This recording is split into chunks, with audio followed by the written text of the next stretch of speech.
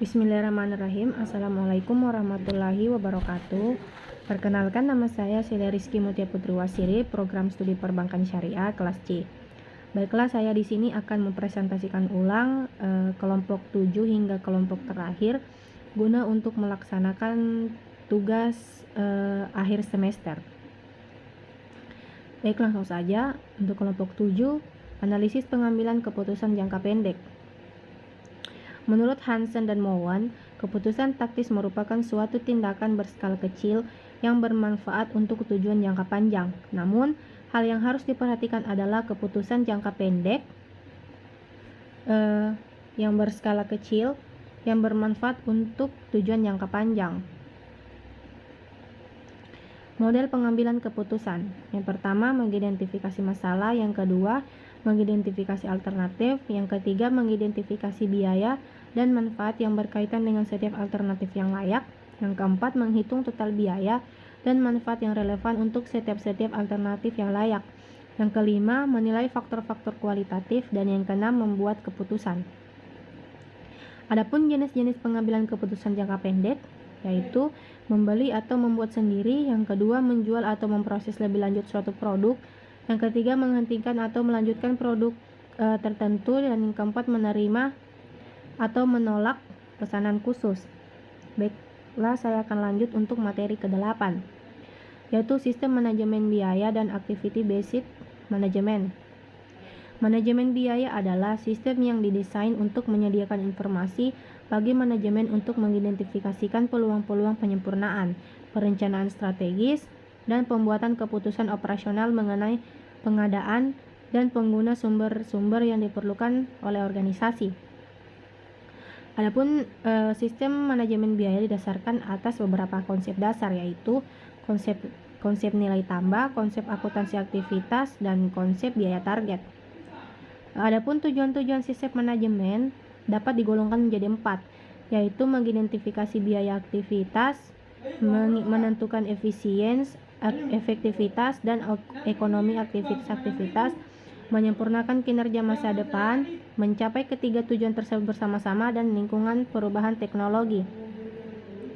Adapun manfaat sistem manajemen biaya membantu manajemen. Yang pertama, merencanakan dan mengendalikan organisasi. Yang kedua, meningkatkan keterlacakan biaya. Yang ketiga, mengoptimumkan kinerja daur hidup. Yang keempat, membuat keputusan. Yang kelima, manajemen investasi. Yang keenam, mengukur kinerja. Yang keenam, mendukung otomasi dan filosofi pemanufakturan. Baik, saya akan lanjut untuk materi ke-9.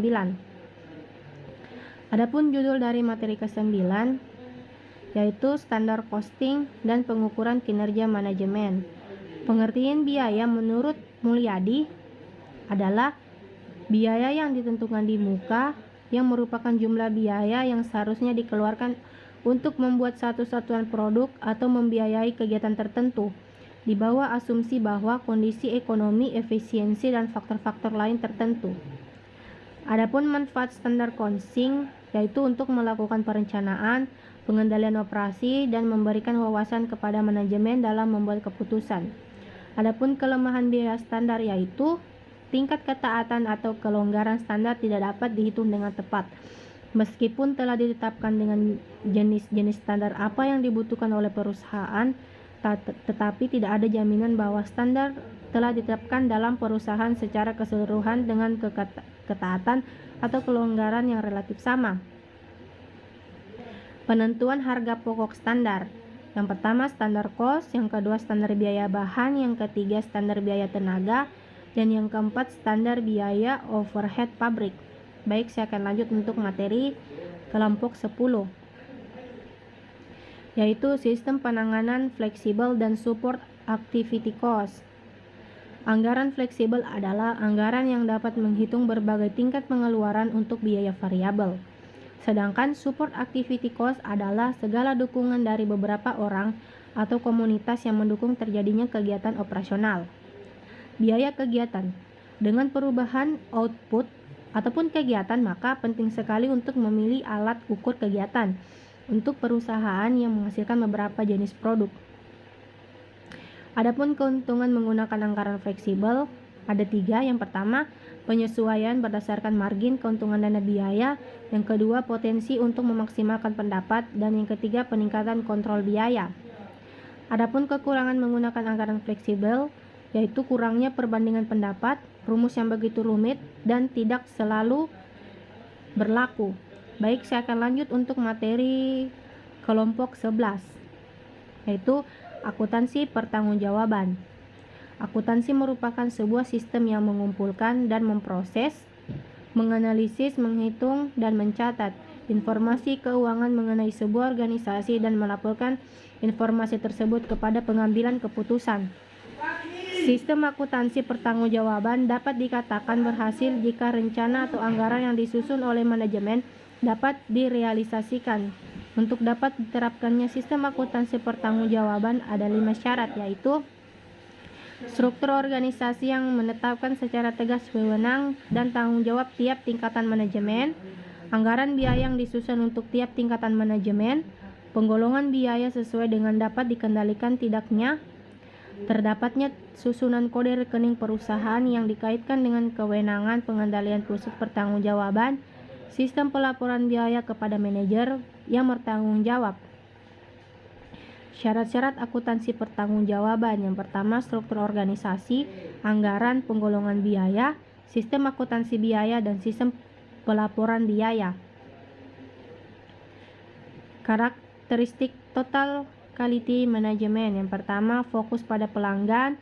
Yang kedua, obsesi terhadap kualitas. Yang ketiga, pendekatan ilmiah. Yang keempat, komitmen jangka panjang. Yang kelima, kerjasama tim. Yang keenam, perbaikan secara berkesinambungan.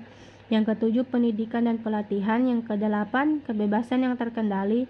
Yang kesembilan, kesatuan tujuan. Dan yang kesepuluh, keterlibatan dan pemberdayaan karyawan. Baik, saya akan lanjut untuk materi terakhir, yaitu untuk kelompok 12.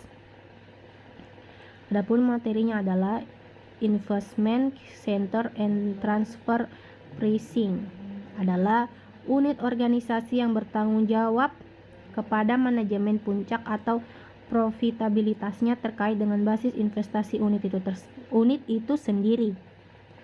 Adapun faktor-faktor yang mempengaruhi nilai ROI, yang pertama, turnover dari operating asset, dan yang kedua, profit margin. Kelebihan dan kekurangan dari ROI. Adapun kelebihan dari penggunaan ROI, ini mendorong manajer untuk fokus pada hubungan antara penjualan, pengeluaran, dan investasi seperti yang seharusnya terjadi untuk manajer pusat investasi. Kemudian, ini mendorong manajer untuk fokus pada efisiensi biaya, mendorong manajer untuk fokus pada efisiensi aset operasi. Kemudian, transfer pricing atau ongkos transfer merupakan sejumlah harga di mana satu segmen organisasi menjual produk atau layanan ke segmen lain dari organisasi yang sama. Dengan kata lain, segmen di suatu organisasi yang menjual produk atau jasa ke segmen lain dari organisasi yang sama dengan sejumlah harga yang disebut ongkos atau harga transfer.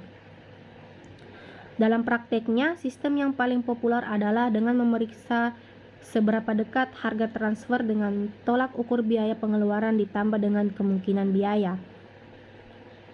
Adapun tujuan transfer pricing yaitu dilakukannya untuk mengakali jumlah profit sehingga pembayaran pajak dan pembagian dividen menjadi rendah. Kedua, menggelembungkan profit untuk memoles laporan keuangan. Negara dirugikan triliunan rupiah karena praktik transfer pricing perusahaan asing di Indonesia. Mungkin cukup sekian dari saya, kurang dan lebihnya mohon dimaafkan. Assalamualaikum warahmatullahi wabarakatuh.